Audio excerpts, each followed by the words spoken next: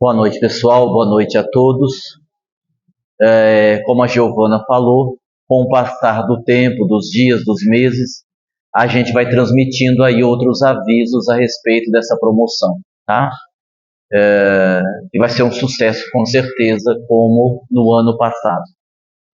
Bom, nós vamos falar hoje sobre o capítulo 7 do Livro dos Espíritos, Retorno à Vida Corporal, a partir da pergunta 330. Vamos fazer a nossa prece e, após a prece, vamos então abordar este assunto.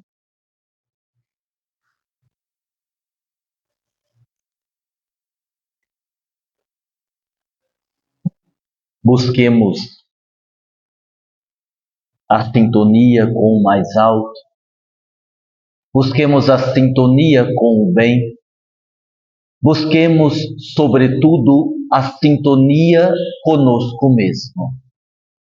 As palavras de Jesus, o reino de Deus está dentro de vós, tem um significado mais amplo do que aquele compreendido ao longo do tempo.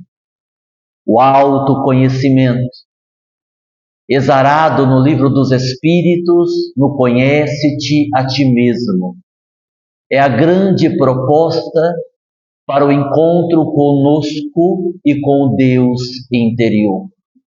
O movimento de se autoconhecer, o movimento de buscar o reino dos céus dentro de nós, nos indica, nos sinaliza que além da crença em Deus, da prática diária da caridade, a necessidade diária da reflexão. Quem somos nós? Quais as virtudes já adquiridas? E, principalmente, o que tem nos faltado para conseguirmos um pouco mais no que diz respeito à nossa transcendência, no que diz respeito à nossa autoconsciência, no que diz respeito a uma melhoria mais significativa, a ponto de nos proporcionar a paz de consciência tão almejada por todos nós. Portanto, nosso desejo, como sempre, que Jesus nos abençoe, nos fortaleça e que possamos, embora as tempestades da vida, embora as dificuldades, embora as lutas mais acerbas, conseguirmos caminhar nesta direção, para que o Cristo nos abençoe ao atingirmos patamares maiores na nossa própria evolução. Que assim seja.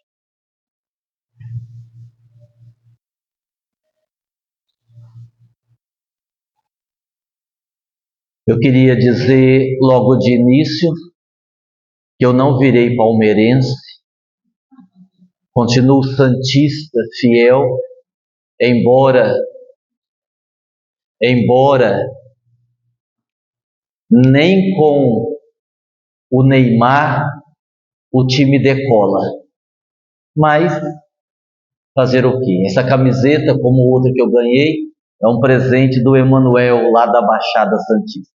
E falando em Baixada Santista, nós gostaríamos de agradecer aqui aos amigos da internet, aos amigos de Bertioga, de Santos, do Guarujá, de Cubatão, que foram as cidades que nós falamos esse final de semana, que nós fizemos as palestras e os seminários. Gostaríamos aqui de registrar a nossa gratidão pela acolhida que nós tivemos e dizer ao pessoal que nos dias 15, 16 e 17 de agosto nós retornaremos à Baixada Santista para novas palestras e novos seminários, tá certo? Vamos lá então falar um pouquinho do retorno à vida corporal. Vale a pena fazermos uma explicação. Todo espírito que nós temos notícia, que nós lemos nos livros, que se manifestam, independente da evolução que tenham alcançado, ainda estão no processo evolutivo. Quando nós dizemos que um espírito é errante, não quer dizer que ele está em erro. Esta palavra não tem este significado. Quando nos referimos a espíritos errantes, nos referimos a espíritos que estão na erraticidade, ou seja, espíritos que naquele momento não estão encarnados. Virão a reencarnar outras vezes, porque ainda não atingiram a condição de espíritos perfeitos. O único espírito que nós temos notícia que esteve entre nós, que não era um espírito que estava na erraticidade, foi Jesus. É Jesus. Porque quando Jesus esteve na Terra, em corpo físico, era um espírito que já tinha atingido o grau máximo, a perfeição. O grau máximo dentro do nosso entendimento. Quando afirmamos que Jesus é o ápice da evolução, quando dizemos que Jesus é a maior representação da evolução aqui na Terra, nós dizemos isto baseado no que nós conhecemos sobre a evolução. Há espíritos que afirmam que há sentimentos ainda superiores àquele que nós conhecemos como amor. Jesus é um espírito imperfeito, perfeito, melhor dizendo, mas não é o único. É preciso lembrar que existem outros Cristos, que existem outros seres que já estão também na condição evolutiva de Jesus. Ora, e eles estão fazendo o que, esses espíritos? Como Jesus, administrando planetas, administrando galáxias, administrando sóis, etc. Então, é só para a gente ter uma visão que a realidade extrafísica, a realidade do mundo espiritual, a realidade dos espíritos, ela vai um pouco além do que aquela que nós temos como compreensão. É bem amplo esse raciocínio. E nós estamos aqui ainda engatinhando com uma série de dificuldades para entendermos uma série de coisas. Mas nós vamos chegar lá. Estamos na caminhada. Bom, então nós separamos aqui algumas perguntas e a partir de agora vamos tentar respondê-las. Para quem quiser ler a respeito, repetindo, a partir da pergunta 330 do Livro dos Espíritos, nós tiremos as questões das explicações que foram dadas a Kardec nessas questões. A primeira pergunta, qual é o tamanho, entre aspas, qual é o receio, qual é o medo que os espíritos têm de reencarnar? Bom, como nós já explicamos aqui, sempre que nós abordamos determinados assuntos, a gente precisa sempre falar dentro de uma certa subjetividade. Quando eu digo assim, o espírito se alimenta no mundo espiritual, eu estou dizendo algo objetivo. Isso é um fato. O espírito se alimenta no mundo espiritual. Agora, do que ele se alimenta, aí é subjetivo. Há espíritos que se alimentam de luz. Há espíritos que se alimentam de amor. Há espíritos menos evoluídos que têm uma necessidade de consumir algo com mais substância, que não tem tanta substância assim. Porque todo livro psicografado que a gente lê, é muito comum a gente ler que foi servido torradas, chás, e nunca você vai ver um pedaço de carne, uma Coca-Cola, algum alimento que realmente possa matar a nossa fome.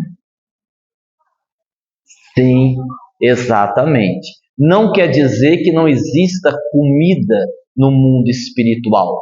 Se vocês lembrarem do Nosso Lar, em um dos capítulos, André Luiz narra que eles tiveram um problema muito sério de administração na colônia Nosso Lar. Por quê, Aguinaldo? Porque estava havendo tráfico de comidas. Certo? Certo? Muito bem. Isso nos faz pensar, e eu gosto muito de fazer esses raciocínios que deixam dúvidas, para deixar bem claro que o nosso entendimento do plano espiritual, ele ainda é muito limitado. Vejam só, também no livro Nosso Lar, nós vamos encontrar André Luiz observando um pássaro, uma ave muito parecida com uma ave pré-histórica, e essa ave, ela se alimentava de miasmas, de energias negativas. E quando André Luiz questiona o benfeitor, ele explica justamente isto, que a função daquela ave era justamente limpar os ambientes, se alimentando dos miasmas densos que ali estavam. E quando André Luiz questiona assim, mas eu não conhecia esta ave lá na Terra, o benfeitor responde, é que esta ave, este pássaro, é nativo do mundo espiritual.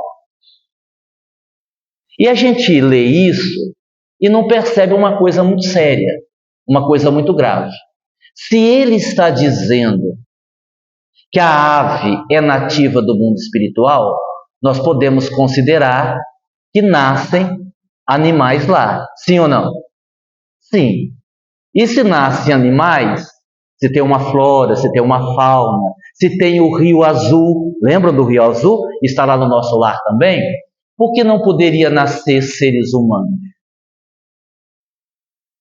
Se a constituição do perispírito, se o corpo astral, ele só é um pouco mais sutil que o corpo físico, poderíamos fazer a seguinte pergunta: se lá no Nosso Lar tem o Rio Azul, é o nome do rio, eu perguntaria, se você estiver no Nosso Lar, caminhando no jardim, dando uma voltinha, depois de 55 anos preso no umbral, e você está lá caminhando, finalmente respirando o ar puro, e você escorrega e cai no Rio Azul e não sabe nadar, haveria o risco de você desencarnar de novo? Pois é, os espíritos dizem que o corpo astral, ele pode adoecer. Se o corpo astral pode adoecer e pode envelhecer, por que ele não poderia morrer? E aí alguém vai dizer assim, Aguinaldo, mas o espírito é imortal. Sim, mas eu não estou falando do espírito, eu estou falando da vestimenta. O corpo físico aqui na Terra é uma vestimenta do espírito. O perispírito no mundo espiritual é uma vestimenta do espírito. Então, assim, o estudo nem é esse, é só para deixar vocês com caraminhola na cabeça mesmo, que é uma delícia fazer isso. Vamos voltar ao nosso estudo. Bom, então se eu digo, vamos fazer a explicação novamente. Se eu digo que o espírito se alimenta no mundo espiritual, é objetivo. Se eu digo sobre o que, do que o espírito se alimenta, é subjetivo. Se eu digo assim, todo espírito repousa no mundo espiritual, eu estou falando também de algo objetivo, a lei do repouso, a lei do descanso. Agora, há alguns espíritos que, pela sua evolução moral, eles praticamente trabalham 24 horas por dia. Eles têm lá 5 minutos em que eles relaxam, se concentram com as energias superiores e voltam ao trabalho. Há outros espíritos, alguns recém-desencarnados, que precisam de 8 horas de sono, como se estivessem aqui na Terra, principalmente aqueles que não se adaptaram ainda. Então, vamos à pergunta. A pergunta é, trocando em miúdos, o espírito tem medo de reencarnar?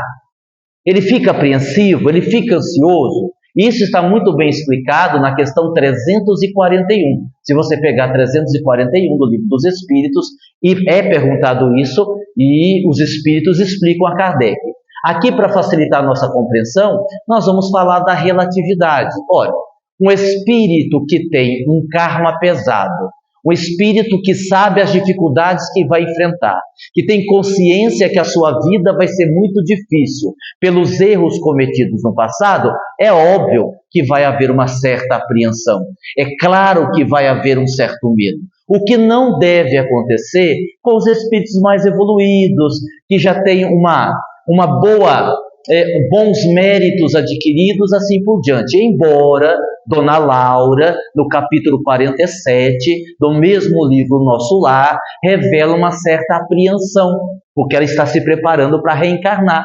E quando é perguntado a ela do que ela tinha medo, ela cita 3 coisas. o esquecimento de tudo que ela viveu ali no nosso lar, porque quando a gente reencarna a gente esquece, a genética, porque nós já explicamos aqui que a genética pode influenciar, e a influência do meio onde reencarnamos, que pode sim ser um problema para nós. Aí alguém vai dizer assim, Aguinaldo, mas se Deus quer que a gente evolua, por que Deus vai colocar a gente num lar perturbado? Se eu estou lá querendo evoluir, estou querendo melhorar, aí alguém diz assim, ó, você vai reencarnar, o seu pai vai lhe abandonar, sua mãe é alcoólatra e seu irmão é traficante de droga. Ué, como é que eu vou evoluir num lugar desse? Por que Deus me coloca ali? Não é Deus que te coloca. Deus não te coloca em lugar nenhum. Você se coloca. Você se colocou onde você está pelo que você fez no passado. Cada um tem a família que precisa ou a família que merece. Para que eu possa, antes de reencarnar, reivindicar uma família melhor, eu vou precisar ter méritos para isso. Senão o benfeitor chega para você e diz assim, ó, vamos reencarnar? Está na hora. Opa, vamos, é Votuporanga? Ele vai dizer, menos, meu filho, menos. Pelo menos é Brasil. Menos, querido, menos. Tem uma vaga aqui para reencarnação lá na Etiópia. Ah, não, mas na Etiópia vai ser difícil. Bom, segundo a sua ficha, é o que deu para arrumar. Você quer ou não quer? Porque se você não quiser, tem mais 10 mil na fila esperando. Então aí você decide, certo? Então é muito simples entender. Quanto mais mérito tem o espírito, mais ele pode fazer escolhas para a sua reencarnação. Quanto menos mérito ele tiver, menos ele pode escolher. Ele vai dentro das circunstâncias que lhe foi proporcionado. Certo? Deu para entender isso? Então, assim, quando você lê na internet aquela frase assim, muito típica de adolescente, eu não pedi para nascer, não pediu mesmo, implorou de joelho, porque era a única chance que você tinha de tentar melhorar um pouco a sua vida. Implorou de joelhos. Próxima pergunta. Quem ou o que determina a hora de reencarnar, a hora de voltar? Pois é, aí estão muitos elementos que vão contribuir. Por exemplo, podem ser os nossos mentores, os nossos anjos da guarda. Depois de um tempo que você está no mundo espiritual, fazendo lá suas atividades, aprendendo e tudo mais, o seu mentor, o seu anjo da guarda, o espírito que lhe acompanha, pode chamar você e dizer, ó, e aí, vamos voltar? Está na hora de reencarnar, vamos reencarnar? Tá aí se ele não quiser ainda reencarnar. Bom, nós voltamos para o mesmo ponto. Se o espírito já tiver méritos adquiridos, ele pode, por exemplo, dizer assim, olha, eu gostaria de ficar um pouquinho mais por aqui. Eu gostaria de estudar um pouco mais, eu gostaria de me preparar melhor para a reencarnação. Porque quando a gente reencarna, não há nenhuma garantia que nós vamos dar conta.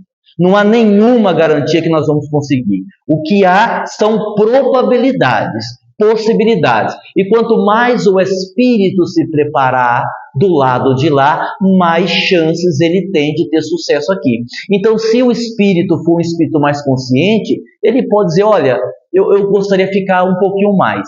Tem o sentido contrário. Aqueles que carregam muita culpa, aqueles que têm uma consciência de culpa muito grande, eles acabam muitas vezes tendo uma pressa de reencarnar. Eles acabam tendo uma necessidade de reencarnar. Porque aquele espírito mais consciente, a hora que ele olha as besteiras que fez, o tempo que perdeu, a oportunidade que perdeu, ele meio que diz assim, eu queria voltar logo, porque é a única forma de eu ter um pouquinho de paz de consciência. Então isso também pode influenciar na hora de reencarnar. E tem ainda um outro fato, a própria estrutura que o espírito vai voltar. Porque o espírito vai voltar na família X, porque tem um vínculo com aquela família, porque tem pendências com a família, vai ser filho de fulana de tal, de fulano de tal, mas a mulher, que será sua mãe, naquela fase da vida não quer engravidar, por exemplo. Não está afim de engravidar, não quer engravidar. Pronto, os benfeitores vão ter uma dificuldade para contornar, porque ele vai vir, mas a mãe não está pensando em engravidar. Existem coisas que acontecem na Terra que também não estão sob o controle da espiritualidade. Vamos imaginar que aquela que vai ser a futura mãe está tendo um problema de saúde mais sério, que por enquanto ela não pode engravidar. Pronto, teremos que adiar o processo. o espírito não vai poder voltar àquele momento. E assim dá para a gente entender que esse negócio de reencarnação não é uma coisa tão simples assim. Você vai lá e reencarna e pronto. Você vai lá e vai voltar amanhã. Existe uma série de situações que vão influenciar tanto o espírito que vai reencarnar, como o contexto aqui na Terra, o momento em que ele vai voltar e de que forma ele vai voltar, certo? Então a gente precisa compreender estas situações que podem interferir direta ou indiretamente na programação. E quando falamos de programação reencarnatória, também aí temos que lembrar de probabilidade.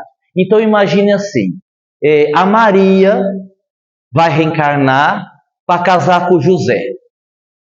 Porque são dois espíritos que têm um vínculo, são dois espíritos, inclusive, que têm uma programação reencarnatória, são dois espíritos que, se fizerem tudo direitinho, vão evoluir muito naquela encarnação.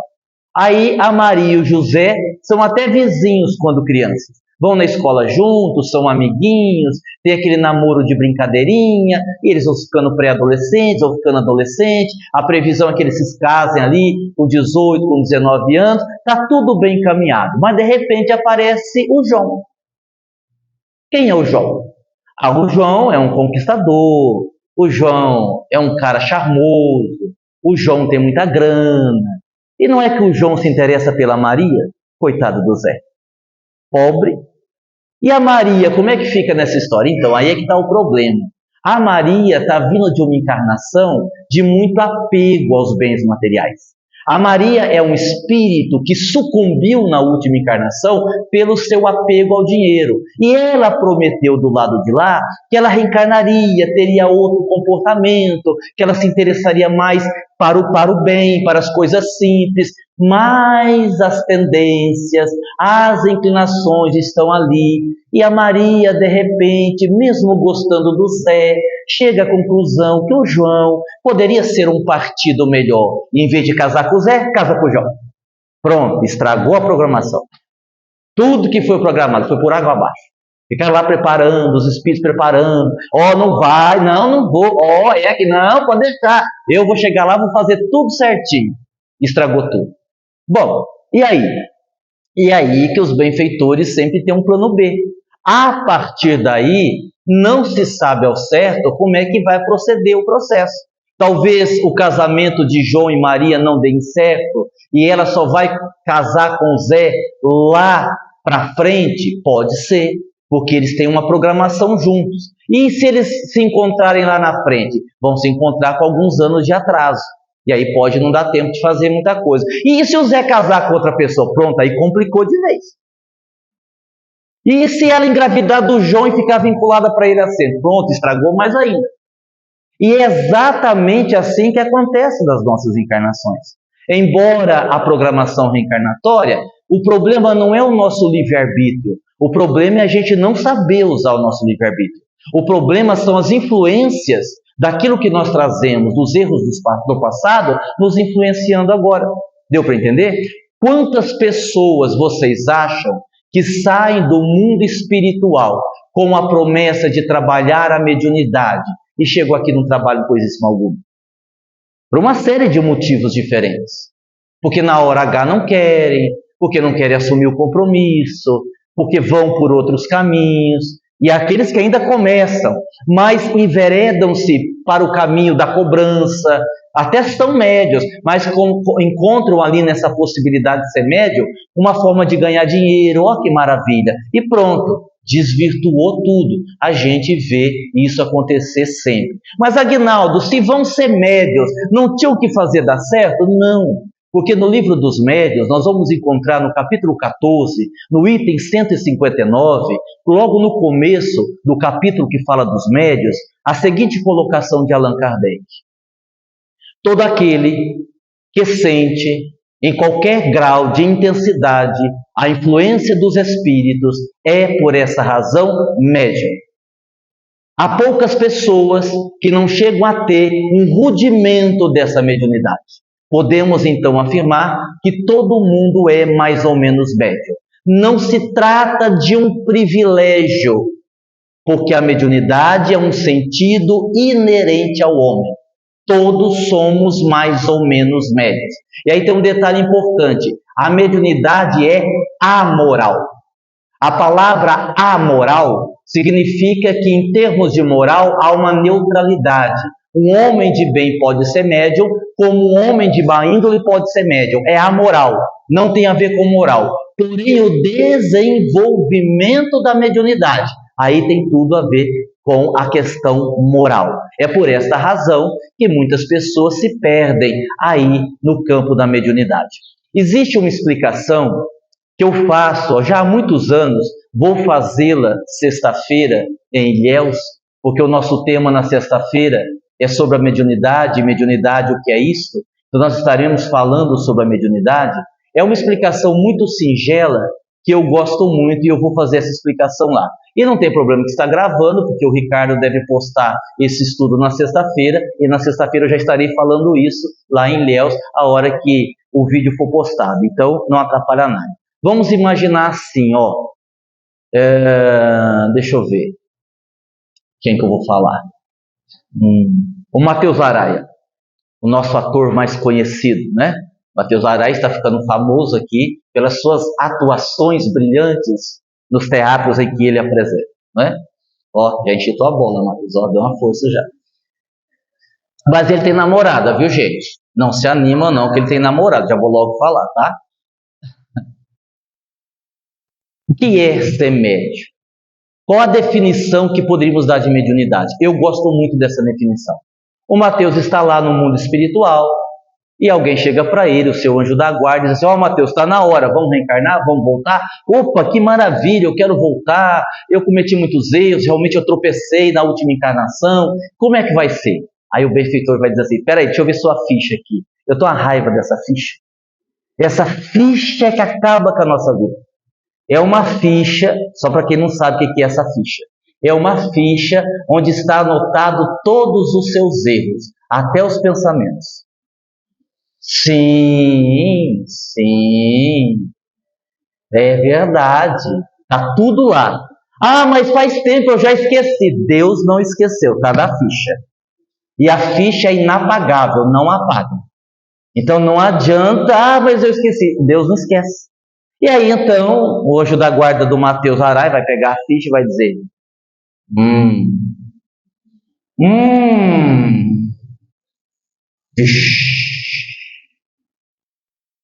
né? Se Mateus estiver nos céus da Bahia, ele vai dizer: oxi. Bom, Mateus, você sabe, né? Existe a lei de causa e efeito, você sabe, né? Existe a lei de ação e reação. Então, eu estou vendo a sua ficha aqui.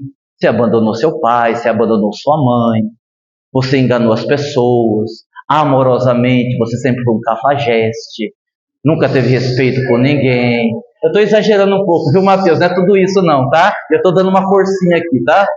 Eu estou dando uma forcinha para o obsessor, viu? Então, pela lei de ação e reação, você vai ter uma encarnação muito difícil, você vai reencarnar, provavelmente numa favela, numa comunidade, será muito pobre, porque você esbanjou dinheiro, tinha muito dinheiro, podia ajudar muita gente, você jogou dinheiro para quem queria, não ajudou ninguém. Você vai ser uma criança doente desde cedo, porque você lesionou todo o seu perispírito. Inclusive, como você não cultivou o amor dos pais, você corre o risco de ser deixado no orfanato. Será uma dificuldade você encontrar o amor da sua vida, porque você sempre pensou nos prazeres, então encontrar o amor vai ser difícil. E chega num momento que o Matheus vai dizer: não, pera um pouco aí. Pera aí. Ó, eu quero voltar, eu quero reencarnar, eu quero resolver, mas não vai dar. Eu não vou dar conta de uma encarnação dessa.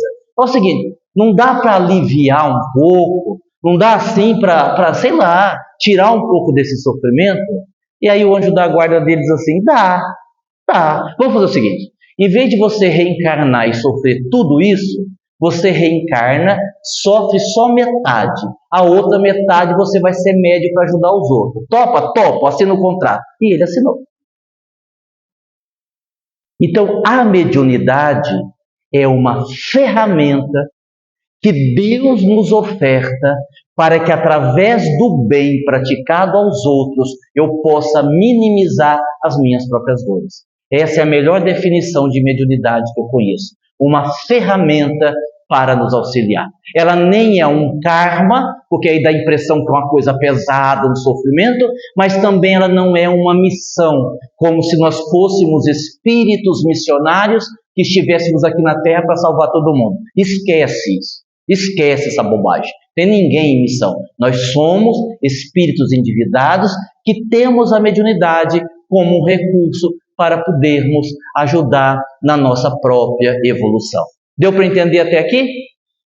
Por isso que não é quem não quer, então quem não for médio vai ficar doido, vai para o sanatório, vai ficar maluco. Não é isso. Trata-se de que se a pessoa não quiser assumir o que ela assumiu lá em cima, naturalmente que em vez de ela sofrer os 50%, ela sofre os 100%. Tá certo? E aqui eu vou abrir um parênteses com um recadinho para o Padre Gilson. Padre Gilson.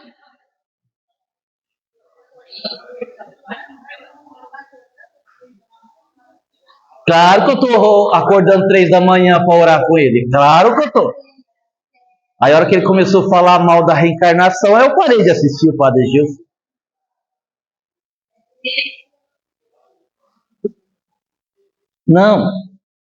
Não, eu só vou dizer uma coisinha, muito simples. A gente encontra dezenas de comprovações da existência da mediunidade na Bíblia. E eu não vou me estender nisso porque não é o tema do nosso estudo. Eu gostaria de lembrar apenas 2 fatos. Primeiro, de Moisés, que proibiu a comunicação com os mortos. E isso nos faz entender claramente que isto era possível. Não interessa porque Moisés proibiu. O que interessa é que ninguém proíbe uma coisa que não pode acontecer. Ninguém vai em sã consciência, eu vou dar avisos do estudo. Aí eu vou dizer para vocês o seguinte, pessoal, vou dar um aviso muito importante. Por favor, vocês, mesmo que vocês forem convidados e tal, vocês, por favor, não vão para a Lua. Porque não é um bom lugar para ir. Tem coerência eu dar um aviso desse? É claro que eu não preciso dizer para ninguém não ir para a Lua. Por quê? Porque ninguém aqui tem condição de ir para a Lua. Em nenhuma circunstância. Quer dizer que Moisés não proibiria uma coisa que não acontecia. Seria uma besteira. Se Moisés proibiu, é porque era possível. E se eu for no Novo Testamento, para não faltar nem no Velho nem no Novo, vocês devem se lembrar que Jesus subiu no Monte Tabor. Quem acompanhou Jesus no Monte Tabor foi Pedro, Tiago e João. Quando eles chegaram no Monte Tabor, que não é um monte tão alto assim, é um monte de 560 metros de altitude, mas eles foram caminhando, demoraram um pouco. Quando era madrugada, eles acordaram assustados, porque Jesus transfigurou-se em luz, e naquele momento Jesus dialogava com 2 pessoas. Com quem que Jesus dialogava? Está lá no Novo Testamento. Com quem que ele dialogava? Com 2 pessoas. Com quem? 2 pessoas. 2 pessoas. Ele falava com 2 pessoas. Está lá. Ele dialogava com Moisés e com Elias. Com Elias. 2 profetas da antiguidade. O que me consta, já tinham morrido. Então, são 2 provas contundentes da presença da mediunidade na Bíblia. Não só na Bíblia. Os gregos, antes das guerras, iam consultar as pitonisas, que nada mais eram do que médiuns, que davam a passividade para os espíritos. Então, se o padre assistir, ele vai entender.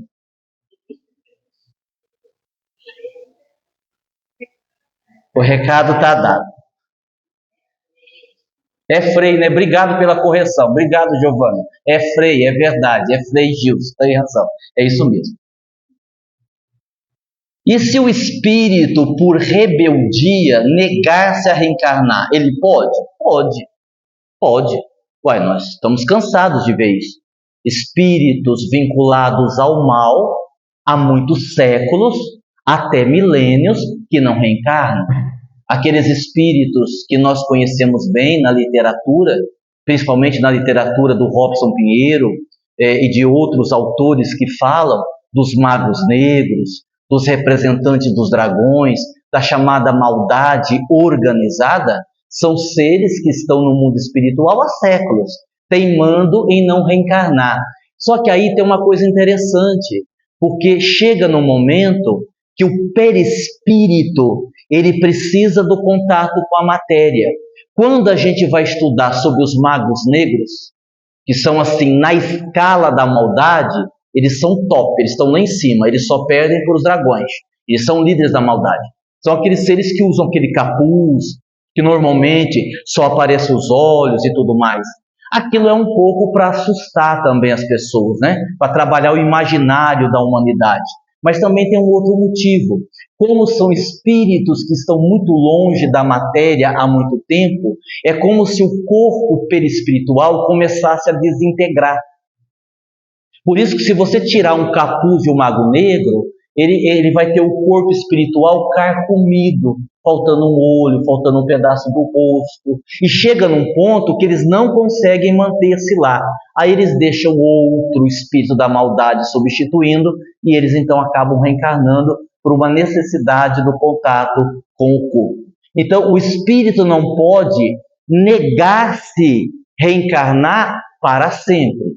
Existe um momento em que a lei determina que ele perde o seu livre-arbítrio. E aí o espírito vai ter aquilo que nós chamamos de reencarnação compulsória. Ele vai vir para o corpo, querendo ou não.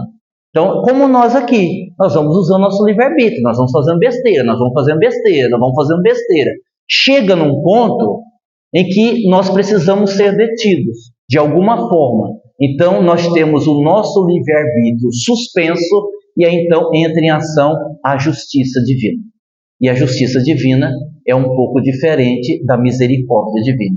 E aí a gente vai arcar com as consequências de tudo que a gente fez até aquele momento. Tá certo? Por isso que no Evangelho segundo o Espiritismo, a gente encontra na primeira frase do item que fala da paciência: a dor é uma bênção que Deus envia aos seus eleitos.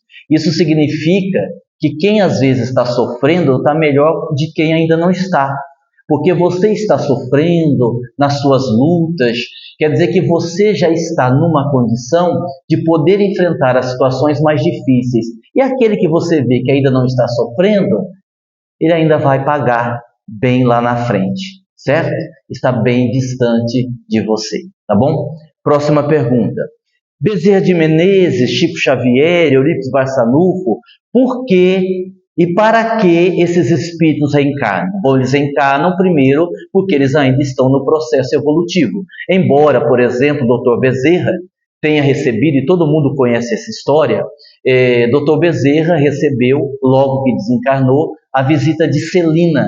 Para quem não sabe, Celina é a mensageira de Maria de Nazaré. Celina é o espírito que trabalha diretamente com Maria de Nazaré. Celina trazia uma carta para Dr. Bezerra, dizendo a ele que ele estava autorizado, ele estava sendo convidado para, a partir daquele momento, reencarnar em mundos superiores. Pela toda a evolução que ele havia conquistado, não havia mais a necessidade dele reencarnar aqui na Terra. Ele agradeceu o convite de Celina e pediu para Celina dizer a Maria de Nazaré que ele ficaria na Terra até que a Terra fosse um planeta melhor, ele não sairia daqui. Ele declinou do convite e permaneceu aqui. Então são espíritos que, embora uma evolução muito acima da nossa, são espíritos que ainda estão no processo evolutivo. Que existem aí muitos outros degraus evolutivos acima da condição que eles estão. Só que esses espíritos, pela evolução que eles têm, eles quando reencarnam em missões. São espíritos que já vão ter poucos karmas pessoais, ou quase nenhum, pelo bem que fizeram, e eles vão reencarnar para ajudar o planeta, para ajudar na divulgação, etc. e tal, como um Allan Kardec, como um Chico Xavier, como uma Dona Ivone do Amaral Pereira, que são espíritos ainda em processo evolutivo, mas que já reencarnam em missões, não tanto para sofrer, mas contribuir para a evolução do planeta. Próxima pergunta. Podemos deduzir que então é mais fácil desencarnar do que reencarnar? Mais ou menos, né? De novo a subjetividade. Eu acho que o problema é a paz de consciência. O problema não é tanto reencarnar como desencarnar, porque a gente está dizendo aqui, desde o começo do estudo, a gente está se referindo à dificuldade que o espírito pode ter para reencarnar. É um fato. Mas também, se a gente desencarnar de qualquer jeito, se a vida não tiver sido bem vivida, se a gente tiver um monte de problema, também vai ser uma dificuldade quando a gente desencarnar, certo? Também vai ser um problema do lado de lá. Então a gente precisa ponderar que o legal mesmo é você ter a consciência em paz. O legal mesmo é você fazer o melhor que você puder. Porque aí, se você estiver aqui, se você estiver lá, se você estiver reencarnando, se você estiver desencarnando, tanto faz. Deu para compreender? Deu para compreender? Agora, se você deixar de lado essas considerações e analisar só reencarnar e desencarnar, qual que é melhor? Desencarnar.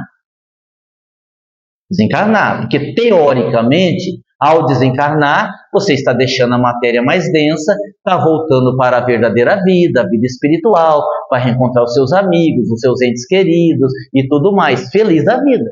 E reencarnar é começar a batalha. Reencarnar é mergulhar na incerteza. Como é que será que vai ser minha infância? Será que a minha mãe vai me amar? Será que meu pai vai cuidar de mim? Será que eu vou crescer bem? Será que eu vou conseguir cumprir com a minha missão? Nossa, se eu não der conta. E aí, muitas vezes, o espírito é informado. Olha, lá quando você tiver certa idade, você vai ter uma doença mais grave. Quando você tiver certa idade, você vai ter um problema, uma perda na sua vida. Quando você tiver uma certa idade, vai cair o seu cabelo.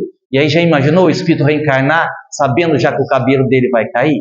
Aí também é uma dificuldade enorme, não é? Muito complicado. Bom, próximo. Família. Família é formado pelos laços kármicos ou pelos laços de afinidade? Também. A maioria das famílias consanguíneas, elas existem justamente por esses dois motivos. Ou são grupos de espíritos inimigos que vieram para o reajuste, ou são grupos de espíritos afins, ou é os dois misturados. Aí você tem numa mesma família um irmão, uma irmã que você adora, que é maravilhosa, que parece a sua alma gêmea, e você tem outra irmã que é uma peste, um demônio em pessoa, que desde pequena batia em você, mordia você, né? E você diz, maldita hora que a minha mãe foi ter uma irmã para mim, poderia ser filha única. Aí você tem numa irmã um inimigo do passado, na outra irmã uma benfeitora. Ah, então pode ser karma, pode ser afinidade, ou pode ser uma mistura dos dois. Mas a gente também tem os casos que nós temos situações em que o espírito está ali por amor, por solidariedade. Não é toda mãe, por exemplo, que recebe um filho com dificuldades, sejam mentais, sejam físicas, que tem um karma com aquele espírito. Porque a gente aprendeu, e é verdade, que ninguém tem um filho com dificuldade, seja ela qual for, por acaso.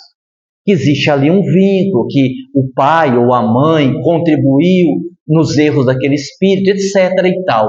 Mas existem casos em que a mãe ou o pai são convocados ou convidados. Tipo assim, ó, nós estamos com o espírito aqui, a gente precisa que ele reencarne, é um espírito complicado, é um espírito difícil, tem muita chance de dar tudo errado, dele pegar o caminho do mal. A gente não encontra ninguém que quer recebê-lo como filho. Você não podia quebrar o galho? Vocês são espíritas, vocês já estão no centro, ele vai nascer no lar espírita. Daria para vocês quebrar o galho? Consulta o futuro pai, a futura mãe, eles concordam, o espírito vem. E aí vai ser aquele espírito terrível. E a gente vai dizer assim, nossa, o que esse pai, o que essa mãe fez para esse espírito? Às vezes nada. Às vezes não tem um vínculo kármico. O pai ou a mãe se apresentou ali apenas por solidariedade, para ajudar aquele espírito reencarnante. Certo? Tecnicamente, como é o processo de reencarnação? Tecnicamente falando, existem os seguintes fenômenos. O fenômeno chamado miniaturização do perispírito. Ou seja, o corpo astral, que é um corpo adulto no mundo espiritual, à medida que a mulher engravida, esse corpo astral ele vai diminuindo de tamanho, até ficar do tamanho de um bebê que vai nascer. do tamanho do bebê que está no útero materno. E à medida que esse processo vai acontecendo, o espírito vai perdendo a consciência de si. O espírito que vai reencarnar, ele vai entrando de um torpor. E assim, a gente tem estudado alguns livros que têm nos ensinado assim, que o espírito um pouco mais evoluído, ele não vai sofrer esse esquecimento imediatamente. Às vezes a mãe está lá no 4º mês de gestação, no 5º mês de gestação, e o espírito ainda está consciente de todo o processo. Ele ainda não perdeu a consciência. Ele ainda está ali em atividade, mas definitivamente ligada ao útero materno. Quando a mulher engravida, fica definido já ao espírito que por ela reencarnará, ou que por ela vai viver alguma experiência, seja ela qual for, naquelas circunstâncias em que a vida determina que seja assim. Tá certo?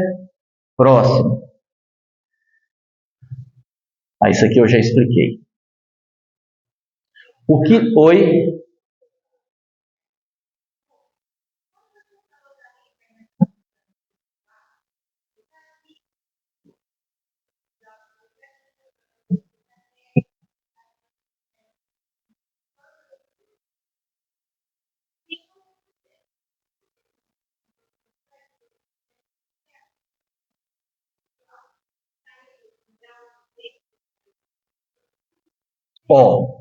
Segundo a teoria do Dr. Inácio Ferreira, esse trânsito de uma dimensão a outra não precisa ser necessariamente para no último estágio vir para a Terra.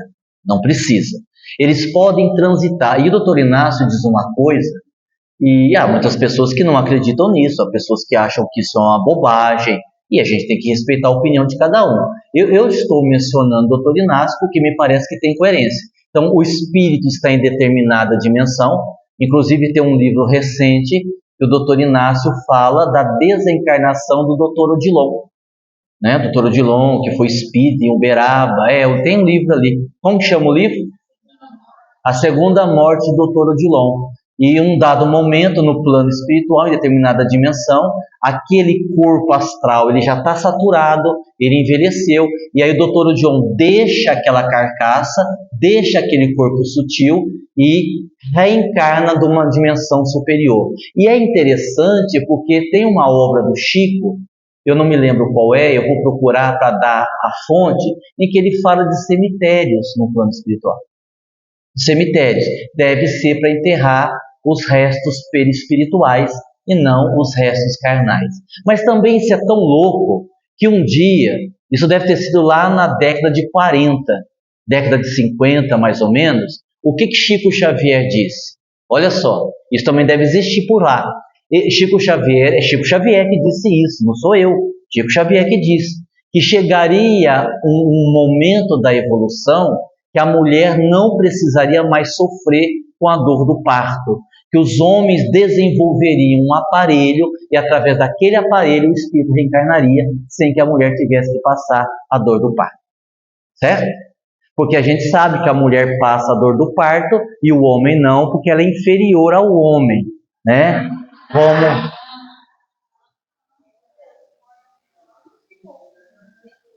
Como está lá na Bíblia, na passagem de Adão e Eva, né? A costela, aquela história toda que vocês já conhecem, né?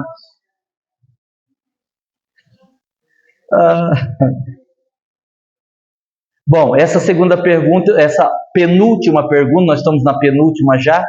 O que determina a saída de um espírito do mundo onde ele está encarnado? O exemplo de Dr. Bezerra ou o degredo? O degredo é uma expulsão. O degredo, o espírito é retirado à força de onde ele está reencarnado porque ele não acompanhou a evolução do planeta. Isso já está acontecendo aqui na Terra. Tem um livro nosso, mais antigo, o Batalha Final, que é um livro que as pessoas gostam muito, é um livro muito vendido, em que o espírito que escreveu o livro, ele fala de uma prisão dimensional desses espíritos que serão degradados na floresta amazônica. que ali ficariam muitos espíritos aprisionados por um tempo, para depois serem retirados do orbe terrestre em definitivo. É um livro que trata muito desse assunto da transição planetária. E a última pergunta. Deixa eu ver o que eu escrevi aqui. Um aborto provocado. Sim. Os abortos naturais, eles são provocados pelo espírito reencarnante? Não, nem sempre. Existe aí uma série de possibilidades. Por isso que a gente tem que tomar muito cuidado quando a gente vai avaliar alguma situação, quando a gente vai avaliar algum contexto. Existe sim os abortos espontâneos, que é o próprio espírito que na hora da reencarnação ele desiste e ele acaba rompendo o laço que o liga à futura mãe, que ainda é frágil, e aí ele foge da reencarnação e a mãe então tem um aborto natural. Existem as próprias dificuldades ligadas à matéria. A mulher quer engravidar, mas ela tem a dificuldade, um problema no útero, uma endometriose, algo dessa natureza, que aí seria uma dificuldade da matéria. E tem outras situações as mais variadas, e aqui eu expliquei outro dia que o espírito às vezes ele toma contato com o corpo físico da mulher, né? Ele se conecta ao útero materno para que ele receba ali um apoio, uma ajuda, muitas vezes para a reconstrução do perispírito, e todos já sabem que a reencarnação não vai vingar. O benfeitor sabe, o espírito sabe, está tudo certo, está tudo programado, é só para aquilo mesmo. O que aconteceu, por exemplo, com Santos Dumont, que quando foi encontrado no mundo espiritual, já estava no processo de ovoidização. Eles trouxeram Santos Dumont para a reencarnação, sabiam que a primeira reencarnação não ia vingar, estava todo mundo ciente, era só para ele deter o processo de ovoidização, né? Então, isso pode acontecer. Então, era o que tínhamos para hoje, retorno à vida corporal. O assunto é muito amplo. Se eu abrisse aqui para perguntas e respostas, eu não posso abrir porque o nosso tempo já está terminando. Eu tenho certeza que o estudo suscitou muitas dúvidas, sempre lembrando, aprender só tem utilidade quando nós usamos o que nós aprendemos para fazermos alguma coisa de útil. Não tem muito sentido termos um cabedal de conhecimento fantástico e não utilizarmos isto para o bem. Somente fazendo o bem seremos pessoas mais saudáveis. Só para termos uma ideia, segundo o Conselho Federal de Farmácia, no Brasil, nós temos uma farmácia para cada 3.300 pessoas, demonstrando o quanto nós estamos doentes. Talvez porque, embora todo o conhecimento que ainda é pouco, não estejamos utilizando o conhecimento que temos em favor dos outros e em favor de nós mesmos. Muita paz, muito obrigado, que Jesus nos abençoe e até o nosso próximo. Até alguém quer dar um recado ali na frente? Eu vou me despedir aqui do pessoal da internet, muito obrigado, até a próxima. E a Suzy